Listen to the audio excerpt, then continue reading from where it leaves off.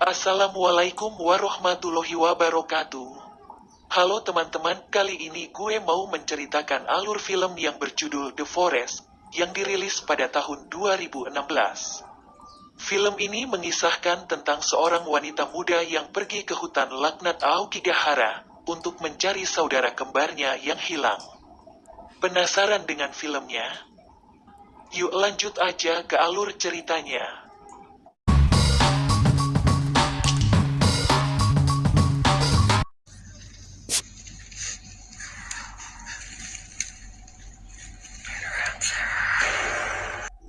Di awal film kita akan diperlihatkan dengan gambaran seorang wanita yang berlari dengan nafas yang terengah-engah tak karuan. Pepohonan begitu lebat dan gelap. Dan seperti ada sesuatu atau orang lain yang sedang memburunya. Dan ia pun berteriak minta tolong.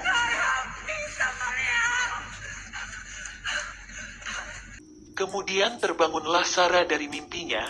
Ia bergegas mengemasi barang-barang dan terbang menuju Jepang untuk menjemput saudara kembarnya yang hilang yang bernama Jess. Selepas mendarat, Sarah menaiki Grabcar sembari bayangan sekejap demi sekejap mengingatkannya pada jam-jam sebelum kedatangannya ke negeri asing ini.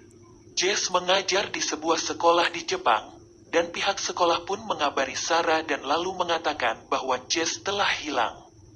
Jess masuk ke hutan tempat orang-orang bunuh diri, yaitu hutan Aokigahara.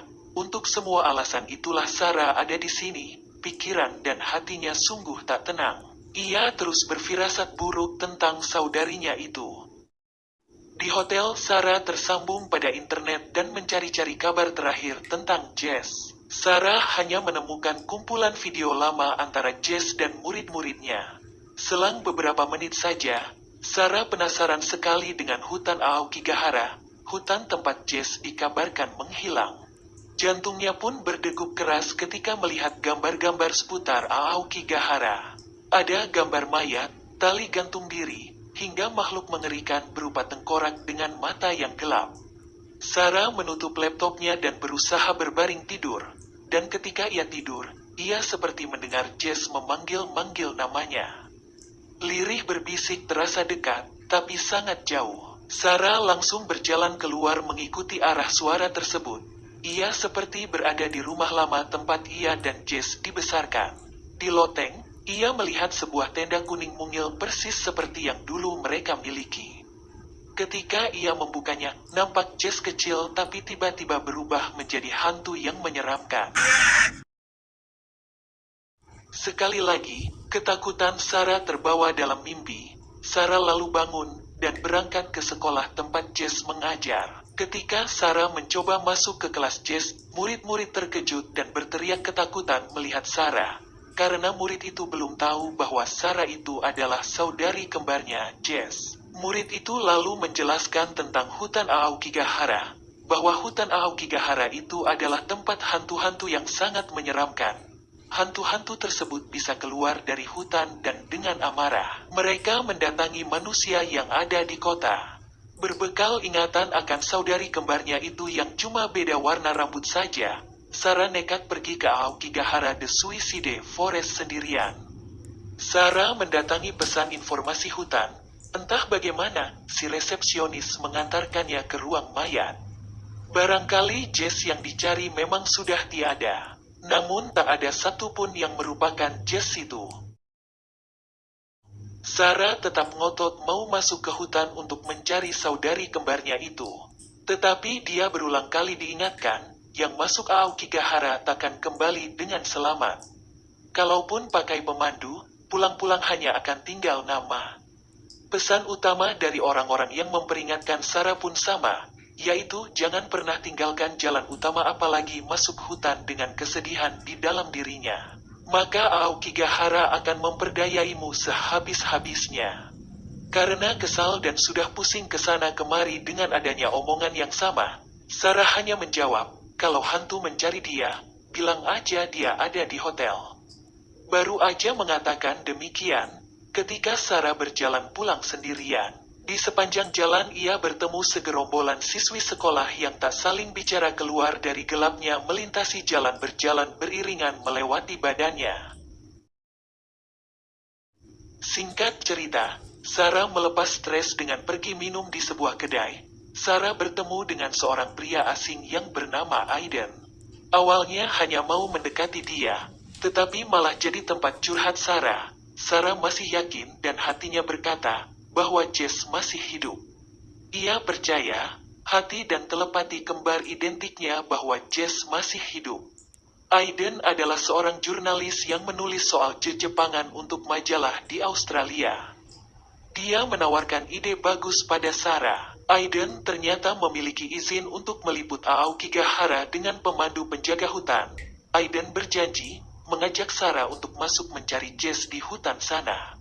Usut punya usut ketika Aiden menanyakan keluarga Sarah. Sarah mengaku bahwa ia dan Jess dibesarkan oleh nenek mereka.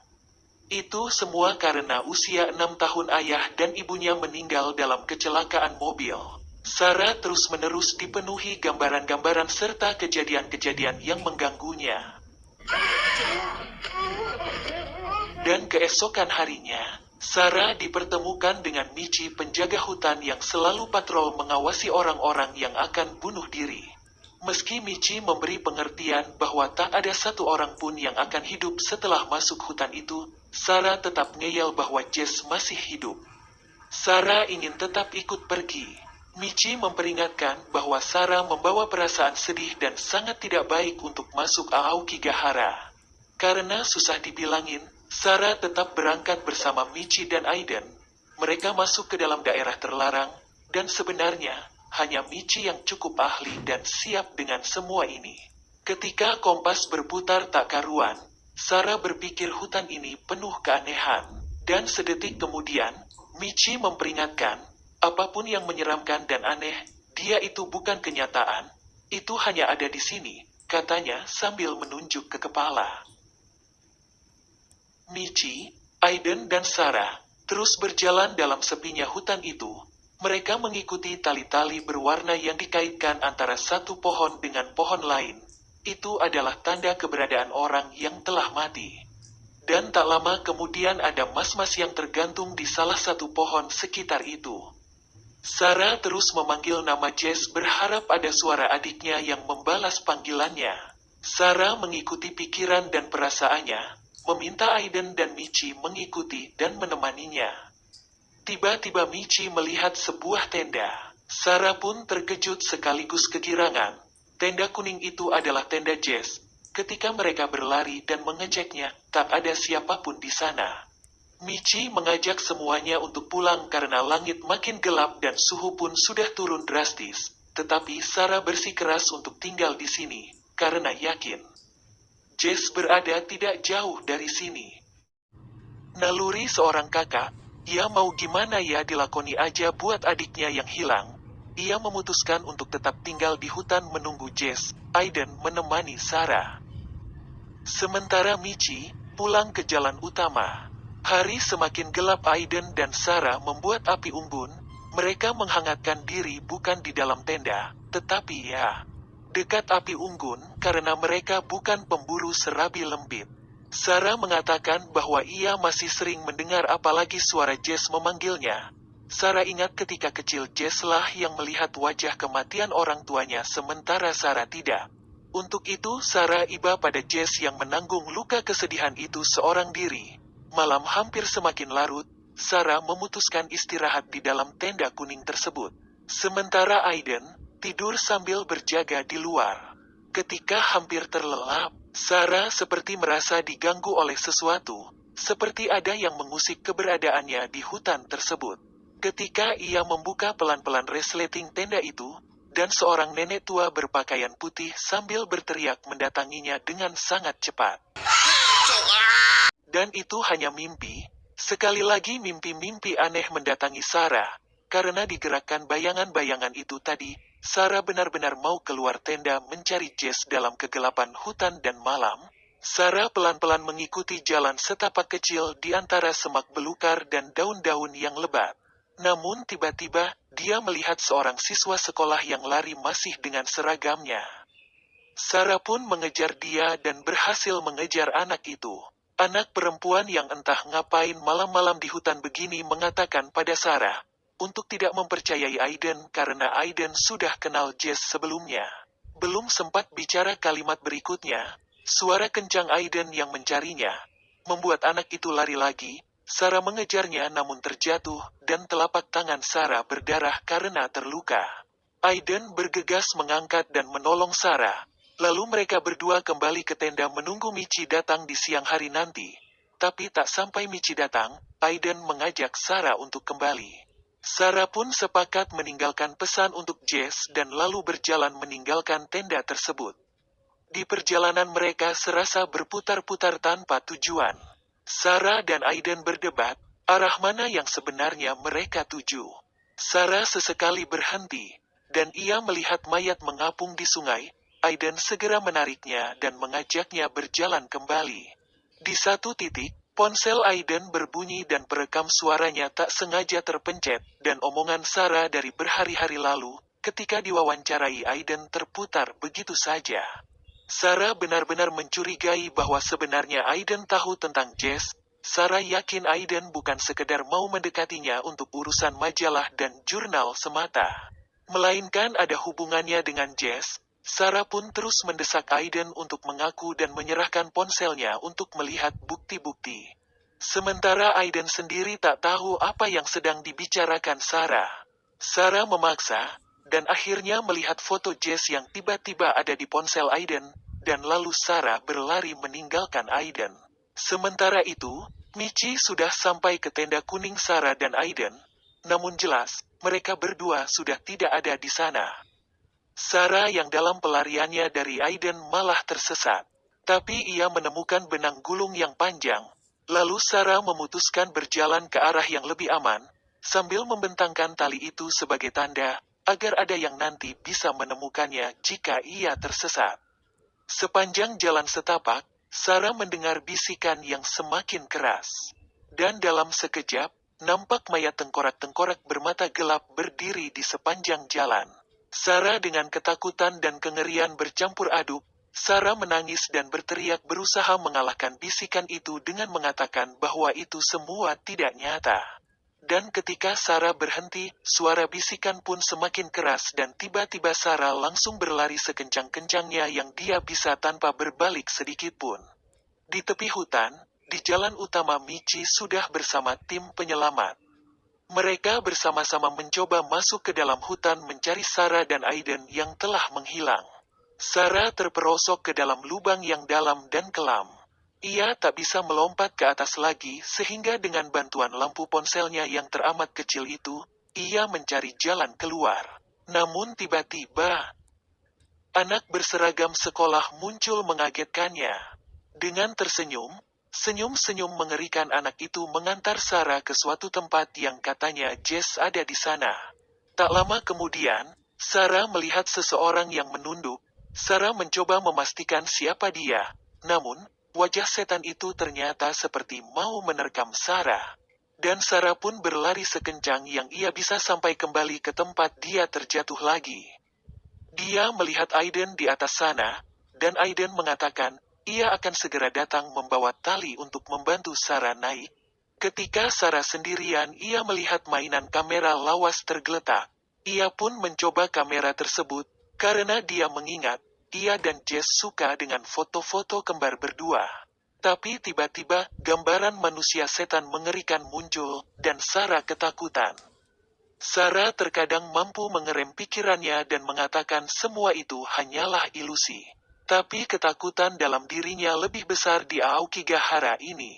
Tak lama, datanglah Aiden mengangkat Sarah keluar dari lubang goa tersebut. Sarah dan Aiden kembali berjalan menyusuri Aokigahara yang gak ada habisnya. Hingga malam gelap tiba mereka menemukan sebuah rumah tak berpenghuni, dan memutuskan untuk bermalam di situ. Entah pikiran datang dari mana, timbul dalam diri Sarah. Ia berpikiran bahwa Aiden menyekap Jess adiknya di ruang bawah tanah di rumah tersebut. Berulang kali dalam pikirannya, rumah itu mirip sekali dengan rumah lamanya bersama Jess dan nenek, keluarganya. Secara tiba-tiba, Sarah menempelkan pisau ke leher Aiden dan meminta untuk membebaskan adiknya. Aiden tidak bisa mengerti apa yang dipikirkan Sarah. Mereka berebut pisau dan terjatuhlah mereka berdua. Karena kepanikannya, Sarah menusuk dada Aiden dan Aiden mati di rumah tersebut. Sekejap kemudian Sarah seperti mendengar suara Jess dan cahaya dari balik pintu. Persis seperti dalam ingatannya, Sarah berjalan pelan-pelan, membuka pintu itu dan menuruni tangga. Di sana nampak jelas Jess kecil berdiri seolah ingin menunjukkan sesuatu. Sarah teringat kejadian meninggalnya kedua orang tuanya. Ketika Sarah begitu ketakutan untuk melihat apa yang dulu tak pernah dia lihat. Hantu menyerupai ayahnya merangkak dengan cepat seperti hendak memakannya. Sarah digenggam tangannya, namun dengan pisau yang melukai orang tua itu, Sarah segera berlari membebaskan diri. Sarah berlari keluar rumah itu sekuat tenaga. Di setiap malam kegelapan di antara pohon-pohon rimbun ada banyak sekali mayat yang berdesis dan mengejar Sarah. Teriakan Sarah bergema dan seseorang yang mirip Sarah yang sedang menghangatkan diri di tengah hutan merasakan getaran dalam dadanya. Iya, itu adalah Jess. Jess benar-benar masih hidup, sementara Sarah berlari memanggil-manggil Jess. Dan Jess berlari ke arah suara-suara yang ia dengar berharap menemukan jalan keluar. Sampai di satu titik, Sarah bertemu kembali dengan anak perempuan siswa sekolah tadi. Ia terdiam memandangi Sarah dan sesaat kemudian melihat tangan Sarah. Sarah menggerakkan tangannya dan melihat apa yang terjadi, luka sobek dan darah di mana-mana. Sarah sekejap tersadar sekelebat bayangan menggambarkan bahwa Sarah menyayat dirinya sendiri seperti seorang psikopat. Ia melukai dirinya sendiri. Tadinya ia kira itu seperti Sarah membebaskan diri dari orang yang seolah menggenggam tangannya tadi di rumah tua itu. Ternyata dia salah. Dan ternyata itu semua adalah muslihat dari Aokigahara yang memperdayai Sarah untuk membunuh dirinya sendiri. Dan Sarah hilang ditelan Aokigahara. Tanpa diduga, Jess berlari sampai ujung cahaya dan bertemu dengan tim pencari serta Michi. Jess benar-benar berhasil diselamatkan, firasat Sarah sangat tepat. Tapi sekarang Jess yang terkejut dan kapuk, karena Sarah hilang di tengah Aokigahara. Dengan terpaksa karena keadaan sudah sangat berbahaya, Jess dibawa pergi tim penyelamat. Ia harus menengok sambil terisak teringat Sarah, kakaknya yang mencari tapi malah hilang di Aokigahara. Dan ketika semua sudah pergi, Michi memandangi gelap hutan kematian tersebut. Sambil menerawang bayangan yang melayang, seketika hantu Sarah menerjang dan tak satu pun selamat di Aokigahara. Sarah, Aiden dan semuanya, kecuali Jess yang luar biasa yang selamat dan mas-mas kameramen. Oke guys, gimana menurut kalian tentang film The Forest ini? Kalau menurut gue sih bagus dan menegangkan, alur filmnya juga mudah dimengerti. Mungkin sekian dulu alur cerita kali ini. Semoga kalian puas dan mengerti dengan cerita gue kali ini. See you next time.